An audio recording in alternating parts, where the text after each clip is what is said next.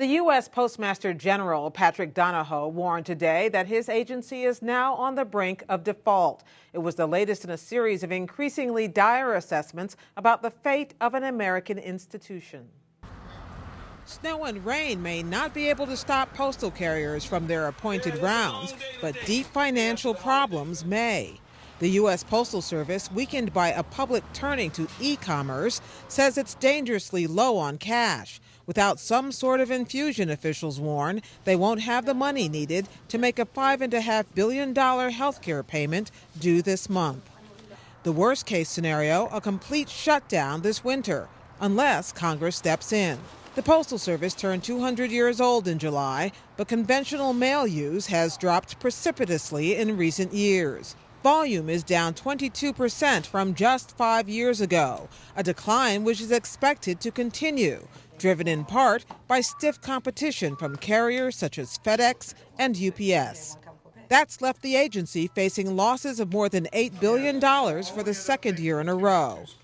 Postmaster General Patrick Donohoe has responded with a series of cost-cutting proposals, among them eliminating Saturday delivery and closing up to 3,700 local post offices, most of them in small towns, replacing them with automated centers operating out of local businesses.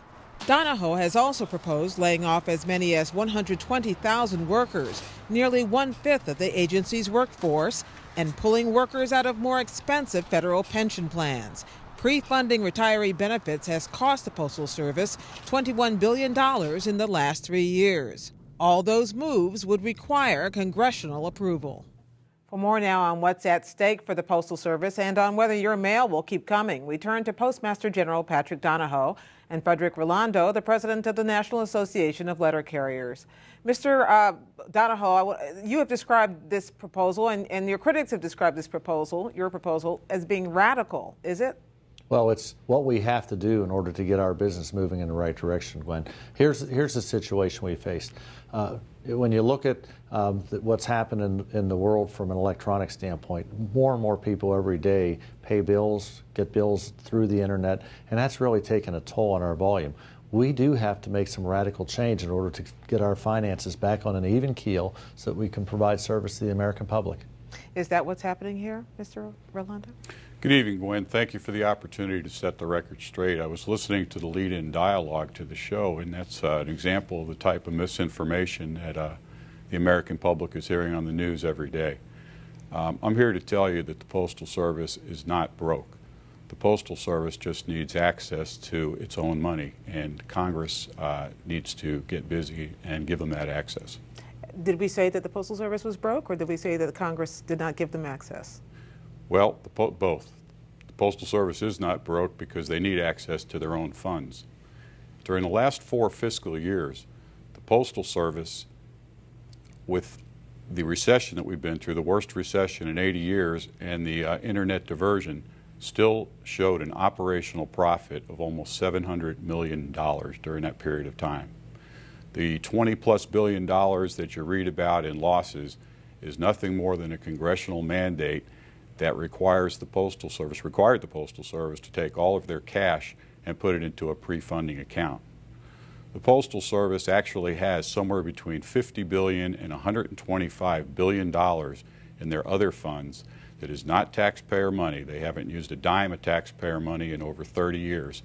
And the Congress just needs to act responsibly and quickly to give them access to those funds. What do you think about that, Mr. Donohoe? Is the money there? It's just but you're not being allowed to spend it? Fred is exactly right around the issues that we've faced the last few years. What's happened is our revenues have gone down in the last 4 years from $75 billion to $65 billion. So we have lost substantial revenue. In that same time, we have been required to prepay employee retirement funding. Our people have done a great job. They've been very productive. They've made up that difference. In fact, until this past year, we had shown a profit. The problem is when you start to look forward, even with the funding, the pre-funding money given back to us, which There's not a lot of people coming forward telling us that they're going to give us that money. The problem is when you start to go forward, the volume and revenues continue to go down.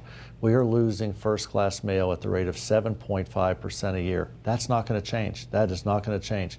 We have lost 26% of our volume in the last 4 years. We've made it up by productivity improvements. What we're saying is, going forward, we have to make some changes, like eliminating Saturday delivery saves us $3 billion. What does Congress have to do with that? When you say that Congress needs to make changes to get you access to this cash, what can Congress do? Here's what Congress has to do. Congress has got to pass legislation that does a number of things. Number one, resolves retiree health benefits. We prepay, we still owe about $46 billion into that fund. There are two proposals on the table. The one Fred referred to where we would get money back. The other proposal is the Postal Service taking over our own retirement system, operate it just like a private business, and we would no longer need that pre-funding. We'd make some changes, we'd be able to pull the cost down, and we would not need that pre-funding. That's the one thing. Second thing we need Congress to do is give us the authorization to eliminate Saturday delivery. Post offices would remain open. You could get your mail through a post office box, but we would eliminate Saturday delivery. Third thing is we have overpaid into our other retirement fund, $6.9 billion. We want all of that money back right now. And we've also got some proposals around retirements going forward. We can't promise people an annuity going forward. So what we're saying is anybody hired now that we would ask them to, we would have them under a program that they would get a defined contribution versus defined benefit. Let me ask Mr. Rolando about some of those, because this would affect the people you represent. Letter carriers would basically be laid off under this plan. They would have to not agree to guaranteed pensions in the past, and they would have to suffer from, or some of the money that's been prepaid to cover their retirement in the future would have to be basically go away. Is this something that you think is necessary and acceptable to No, I workers? respectfully disagree with what Congress needs to do. We certainly don't need to dismantle the Postal Service or take away services to the American people or eliminate hundreds of thousands of jobs.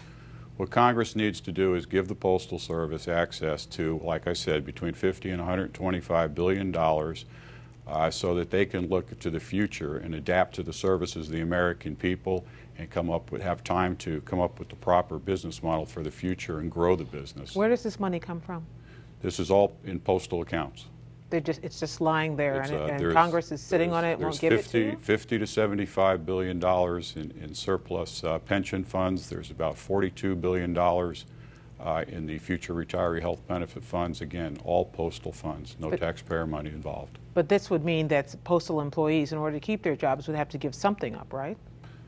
All they would, no, I don't know what you mean. That's Well, you're talking about dipping into their retirement savings in order to balance. No, this is just cash money that the Postal Service needs access to. We're not looking to, in any way, diminish what needs to be done for future pensions or future retirees. It's just that you don't have to do 75 years worth of pre-funding in a 10-year period. You could re-amortize what needs to be done. And what about eliminating Saturday delivery? Do you think that's necessary? No, I think it would be bad for the business. It's one of the things that gives the Postal Service a competitive edge. You would be giving up about 17% of your service for somewhere about 3% of a return. Mr. Donahoe, do you agree with Mr. Rolando that no layoffs are necessary in order for the Postal Service to dig itself out of this hole? No. The problem is this, Gwen. In the last 10 years, we've had to reduce the headcount in this organization by about 250,000 people. Like I said, our employees do a great job. They're very productive. When you look ahead, our revenues will go down at least $1 billion every year for the foreseeable future. Any business that has any kind of game plan or any kind of future look understands that you must make change. What we're proposing to do now is get a few of these changes made around the 6-day to 5-day delivery, around our networks in order to get ahead of the cost.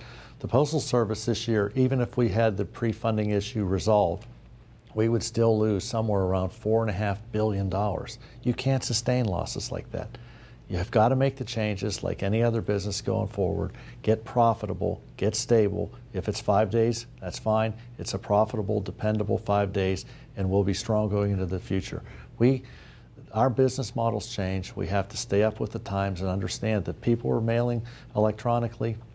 We are still strong in the advertising market, still strong in the package market, providing a good, stable, predictable day of delivery 5 days a week keeps Americans in the mail. Could you both answer this question for me relatively briefly, which is, what are we talking about? We're talking about imminent, if Congress doesn't act, are we talking about imminent shutdown? Or are we talking about insolvency where money needs to be moved around? Mr. Rolando. Let me just say that I disagree, because any business would not put $20 billion of cash into future pre-funding, nor would they leave $50 to $75 billion of pension surplus in that account, or they're going through the transition that the Postal Service is going through right now. If Congress doesn't act? If Congress doesn't act, the postal industry, about 9 million jobs are in danger, and I believe Congress will act a little bit more responsibly than that.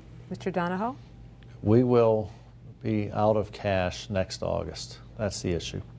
We have made some changes and some investments we make. We've suspended some payments into one of the overfunded retiree plans to keep the cash flowing and to keep the mail being delivered. And we'll continue to do that. The issue going ahead for us is, again, to work with Congress to get the laws changed that we need to have a stable business model going forward. Patrick Donahoe, U.S. Postmaster General, and Frederick Rolando of the Letter Carriers of America. Thank you both very much. Thank you.